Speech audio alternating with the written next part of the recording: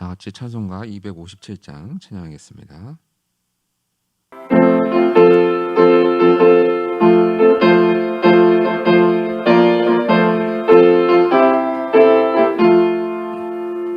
마음에 가득한 의심을 깨치고 지극히 화평한 마음으로 찬송을 부르는 어린 양 예수의 그 피로 속죄함 얻었네.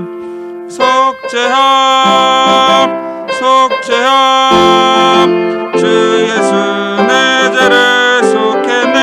할렐루야 소리를 합하여 함께 찬송하세. 그 피로 속죄함 얻었네. 금이나 은같이 없어질 보배로 속죄함 받은 건 아니요. 거룩한 하나님 어린 양 예수의 그 피로 속죄함 얻었네.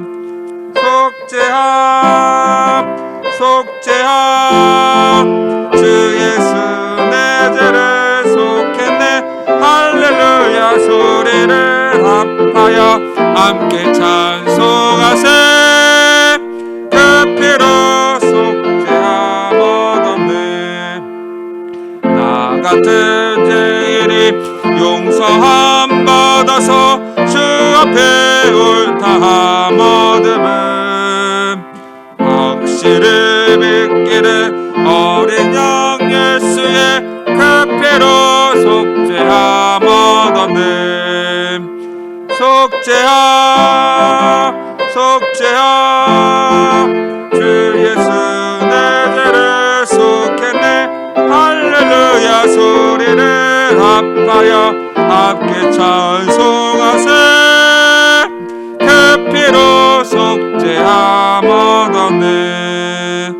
거룩한 천국에 올라간 후에도 넘치는 은혜의 찬송을 기쁘게 부르는 어린 양 예수의 그 피로 속죄함 얻었네. 속죄함 속죄함 주 예수 내 죄를 속했네. 할렐루야 소리를 합하여 함께 찬송하세. 그 피로 속죄함 얻었네. 다 같이 사도신경으로 신앙 고백하겠습니다. 전능하사 천지를 만드신 하나님 아버지를 내가 믿사오며 그 외아들 우리 주 예수 그리스도를 믿사오니 이는 성령으로 잉태하사 동정녀 마리아에게 나시고 본디오 빌라도에게 고난을 받으사 십자가에 못 박혀 죽으시고 장사한 지 사흘 만에 죽은 자 가운데서 다시 살아나시며 하늘에 오르사 전능하신 하나님 우편에 앉아 계시다가 저리로서 산자와 죽은 자를 심판하러 오시리라. 성령을 믿사오며 거룩한 공회와 성도가 서로 교통하는 것과 죄를 사하여 주시는 것과 몸이 다시 사는 것과 영원히 사는 것을 믿사옵나이다. 아멘. 다 같이 찬송가 259장 찬양하겠습니다.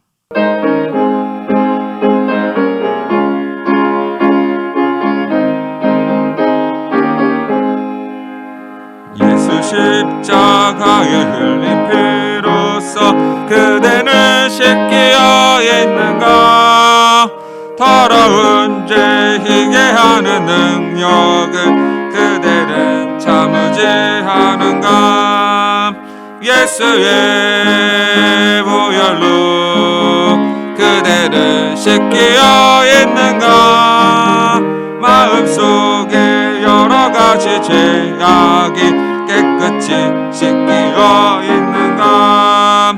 주 예수와 밤낮으로는 함께 그대는 행동을 하는가.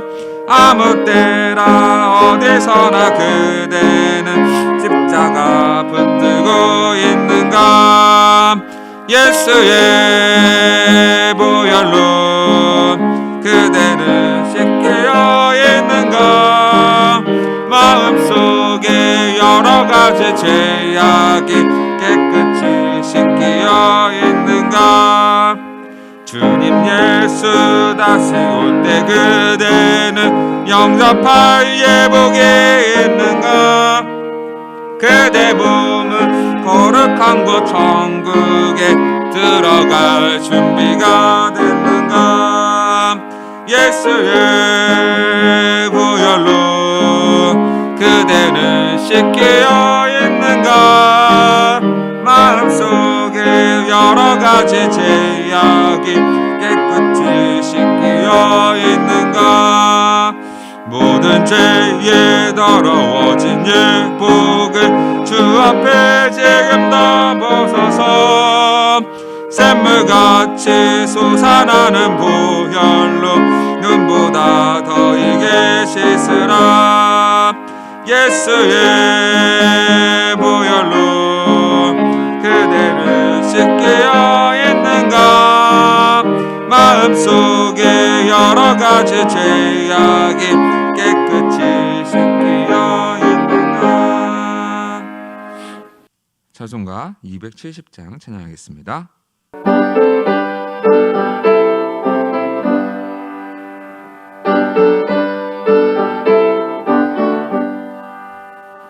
편찮는 주님의 사랑과 거룩한 보혈의 공로를 우리 다 찬양을 합시다. 주님을 만나볼 때까지 예수는 우리를 깨끗게 하시를 주시리.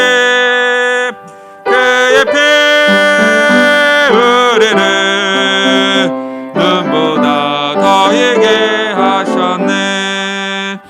우리를 깨끗게 한 피는 무궁한 생명의 물이세. 생명의 구원을 받은 자 하나님 찬양을 합시다. 예수를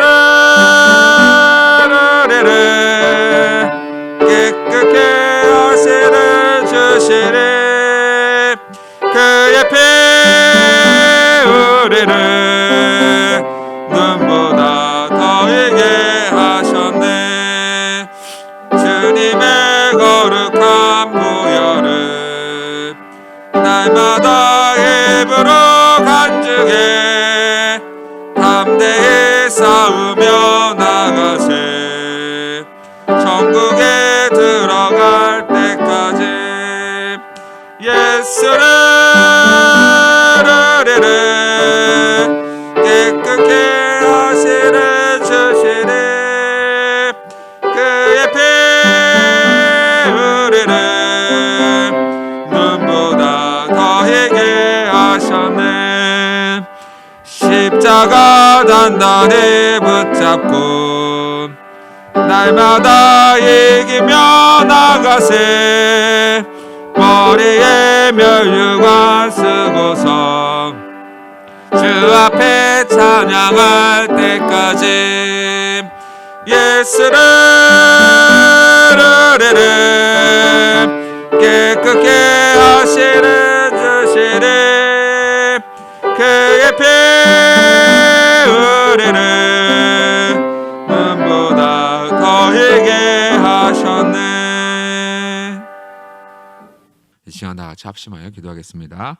우리가 기도할 때에 나라를 위해서 기도해 주시고 코로나19가 속히 종료될 수 있도록 백신과 치료제의 공급을 위해서 기도해 주시고 또 예배의 회복을 위해서 기도해 주시고 교회와 성전 건축을 위해서 기도해 주시고 또 오늘 드리는 예배 가운데 하나님의 임재 가득하도록 그리고 담임 목사님의 건강과 사역을 위해서 시간 다 같이 합심하여 기도하겠습니다.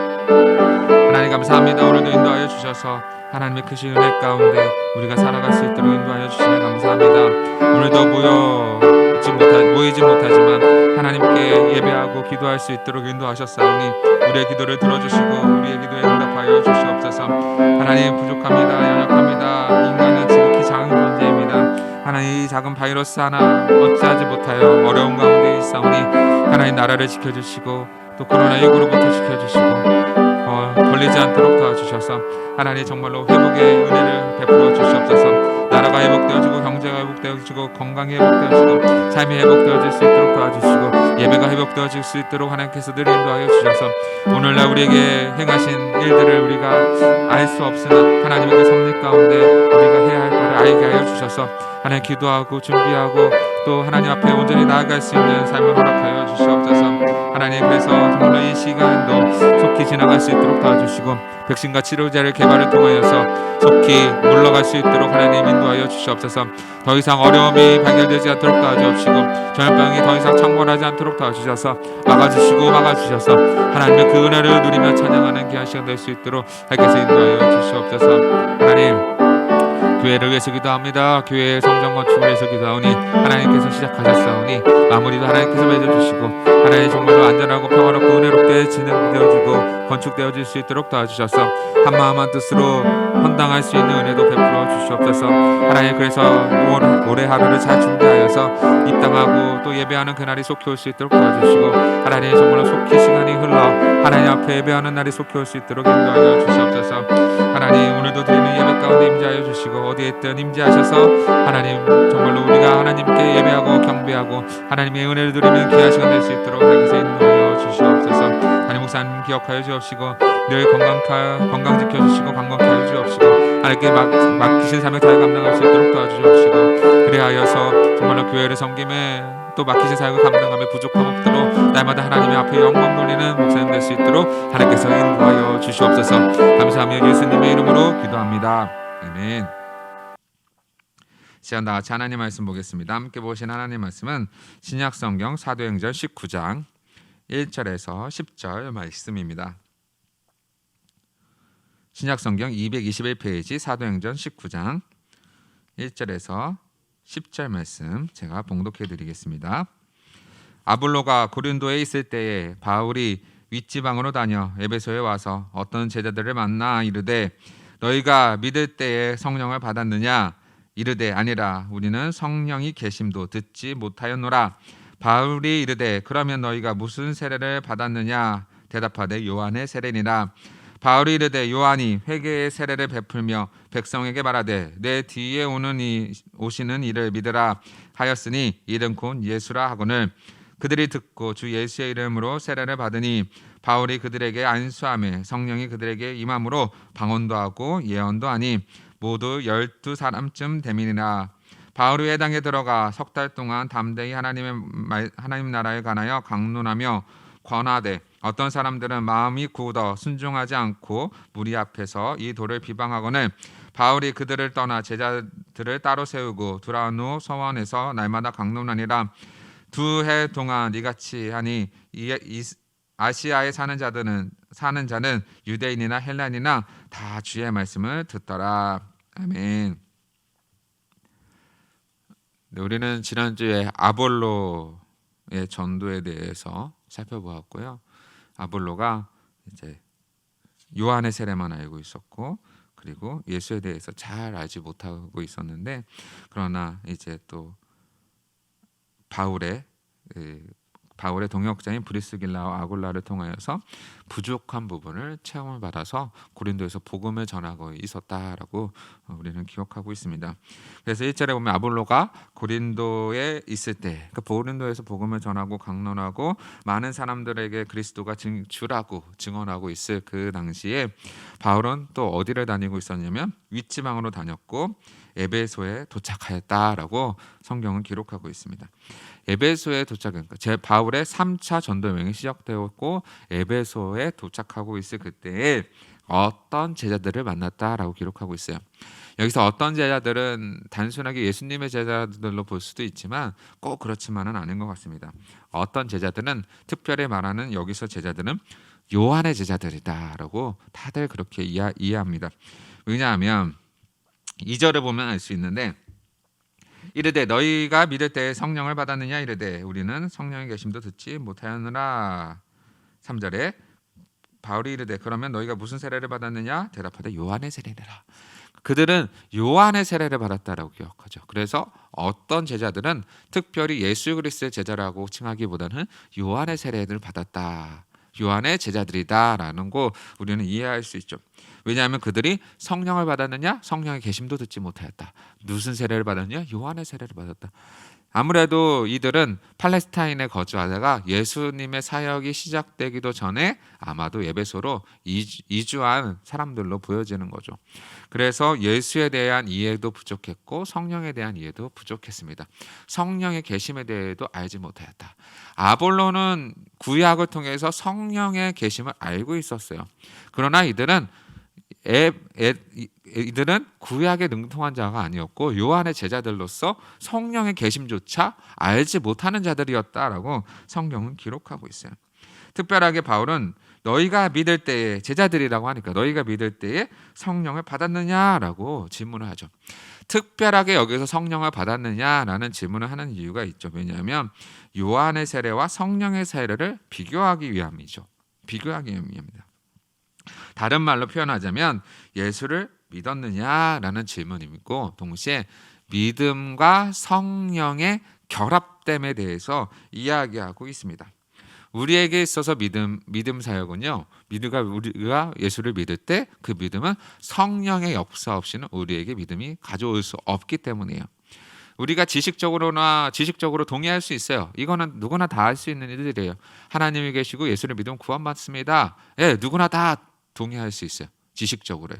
그러나 이 말씀을 믿는, 정말로 신뢰하고 확신할 수 있는 것은 성령의 역사예요. 성령의 역사가 있어야만 우리가 그것을 신뢰하고 받아들일 수 있거든요. 예수를 영접했다라는 이 표현은 뭐냐면 성령께서 우리 안에 거주하셔서 영접하게 하심이에요. 성령의 역사 없이는 그것은 불가능하다라는 질문이기도 하는 거죠. 너희가 믿을 때 성령을 받았느냐? 믿을 때 성령의 세례가 동시에 임한다라는 것을 사실상 바울이 여기에서 기록하고 있습니다. 그때 이들의 대답은 뭐예요? 우리는 성령의 계심도 알지 못하였다. 왜냐하면 예수님의 사역 이전에 아무래도 이주했던 것으로 보여지고, 또 예수의 죽음과 부활에 대해서도 들어보지 못하였기 때문에 성령의 계심조차 알지 못하는 사람들이었죠. 그래서 그들은 요한의 제자였고, 요한이 말한 그 메시지는 알긴 알지만 그가 누군지는 알 길이 없었던 거죠. 안타깝게도요. 그러나 여기서 바울을 만나게 됩니다. 그리고 복음을 다시 한번 제대로 듣기 시작하는 거죠. 바울이 이르되 그러면 너희가 무슨 세례를 받았느냐? 무슨 세례를 받았느냐? 바로 요한의 세례입니다. 세례를 언급하지만 성령 세례가 아니라 요한의 세례다라고 이야기해요. 요한의 세례다라고 하는 것은 뭐냐면 아직까지 미완성적이에요. 왜요? 예수님을 믿어야 참 세례를 받을 수 있지만 아직 이들은 성령의 세례도 모르고 예수가 누군지도 잘 모른다는 거예요. 그래서 바울은 이들에게 복음을 전할 필요성이 있기에 복음을 전하기 시작하죠. 바울이 이르되 요한이 회개의 세례를 베풀며 백성에게 말하되 내 뒤에 오시는 이를 믿으라 하였으니 이는 곧 예수라 하거늘. 너희가 요한의 세례를 아느냐? 요한이 회개의 세례를 베풀면서 백성들에게 이렇게 전했다. 내 뒤에 오시는 이를 믿으라라고 전했다라는 거죠. 그들은 비록 요한의 세례를 받았지만 그러나 이들은 아직까지 진짜 세례를 받지 못하였던 거죠. 왜요? 여기서 말하는 요한은 회개의 세례를 베풀긴 하였으나 이것은 단지 예표적인 측면이죠. 진짜 세례는 언제부터 시작되는 거예요? 내 뒤에 오시는 이를 믿을 때 시작되는 거죠.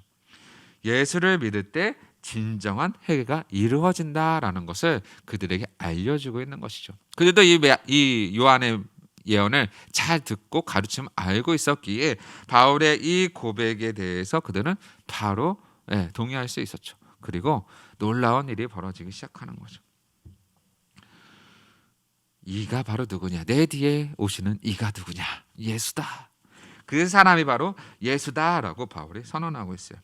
그래서 그들이 듣고 주 예수의 이름으로 세례를 받으니, 세례를 이제 진정한 세례를 받은 거예요. 요한이 주는 세례가 아니라 우리는 예수의 이름으로 행해주는 세례를 받아야 되는 겁니다.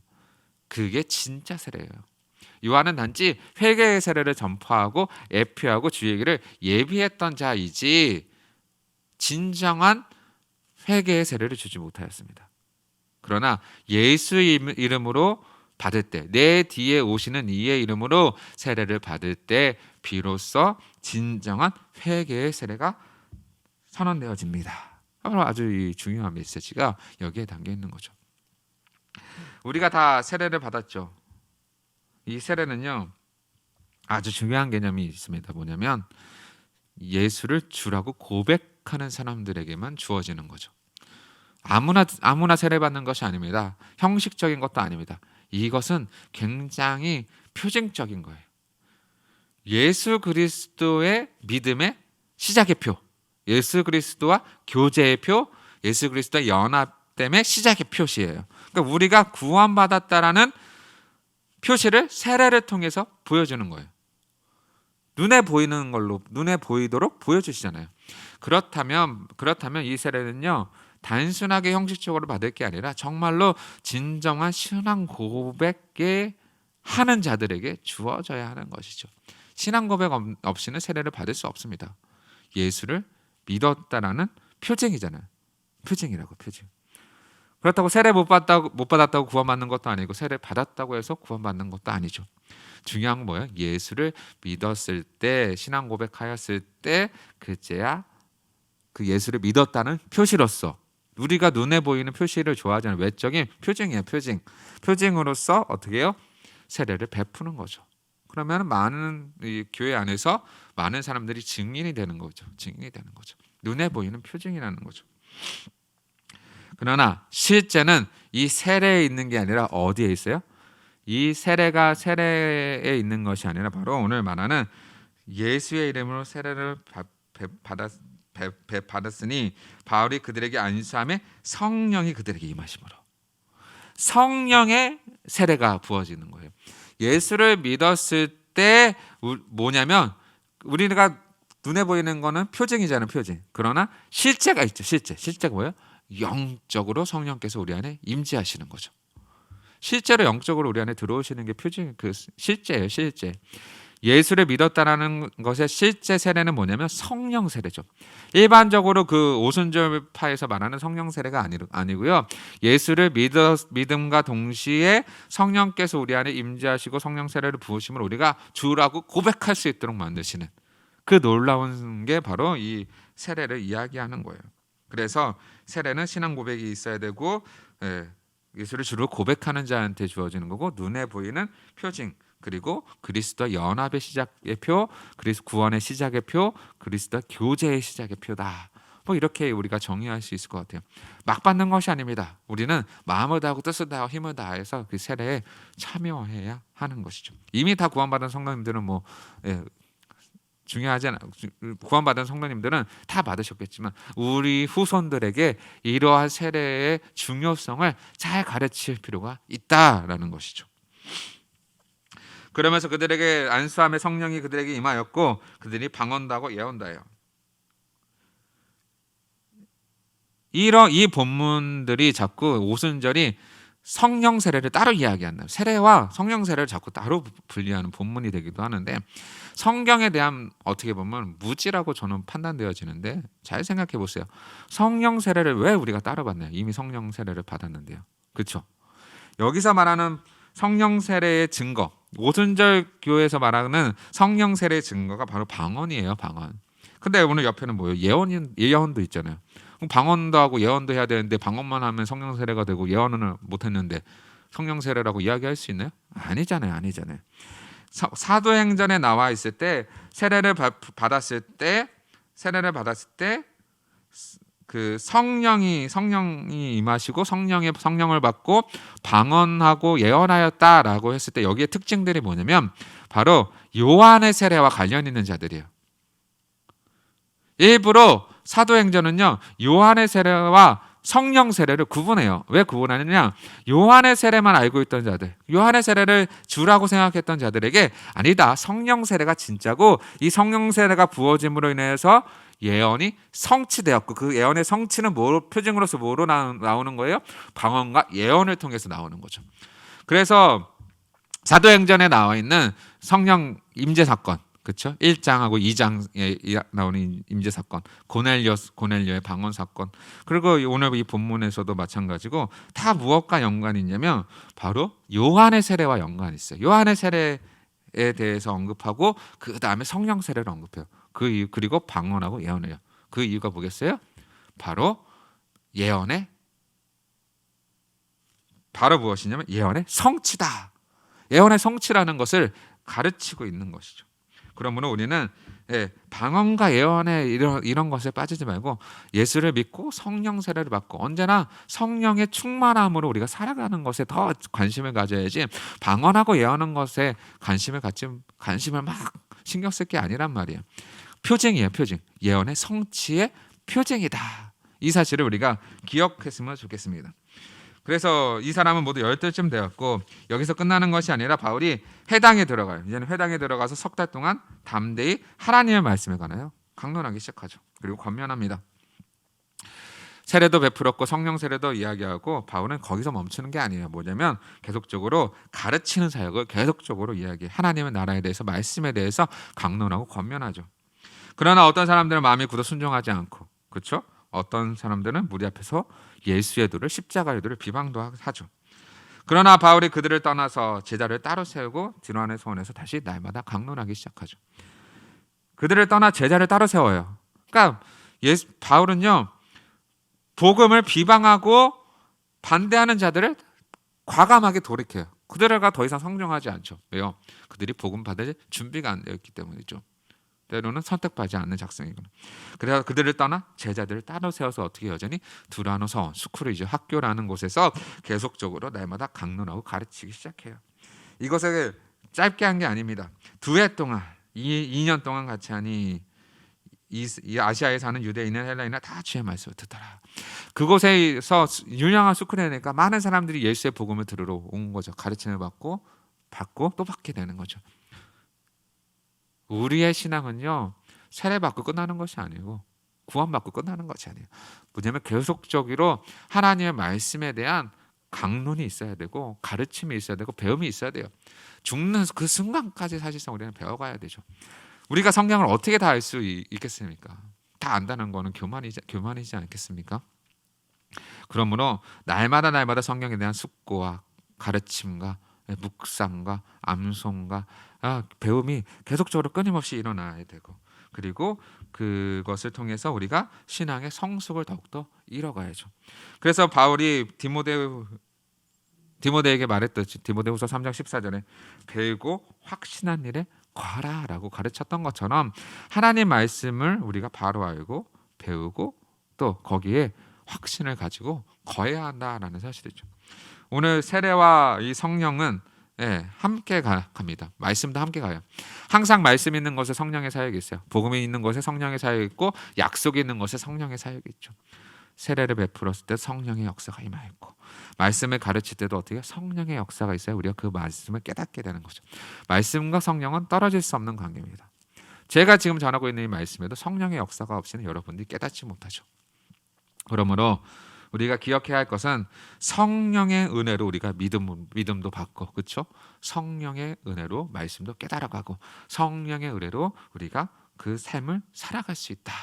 그러므로 우리는 오늘 이 말씀에서 잘 기억해야 될 것은 성령의 계심을 알지도 못하는 사람들이 아니라 성령의 계심을 알기에 성령께 순종하고 성령께서 가르치시는 대로 살아가고, 말씀을 통해서 성령의 역사를 통해서 우리가 살아가고 배워가고, 그렇게 신앙생활을 하시는 귀한 성도님들 되시기를 간절히 소망합니다. 기도하겠습니다. 하나님 감사합니다. 오늘도 말씀하신 바 성령의 역사가, 성령의 세례가 우리가 믿을 때 동시에 일어나시고 우리 안에서 여전히 역사하고 계시고 날마다 성령 충만하도록 명하셨사오니, 하나님 성령 충만하며 살아갈 수 있도록 도와주시고, 성령에 순종하고 성령의 말씀대로 살아가고, 말씀을 읽을 때 우리를 깨닫게 하시고 지혜를 주시고 능력 주시고, 삶 속에서도 하나님 인도하여 주시고 우리의 삶을 다스려 주셔서 날마다 성령 충만함으로 살아갈 수 있도록 인도하여 주시옵소서.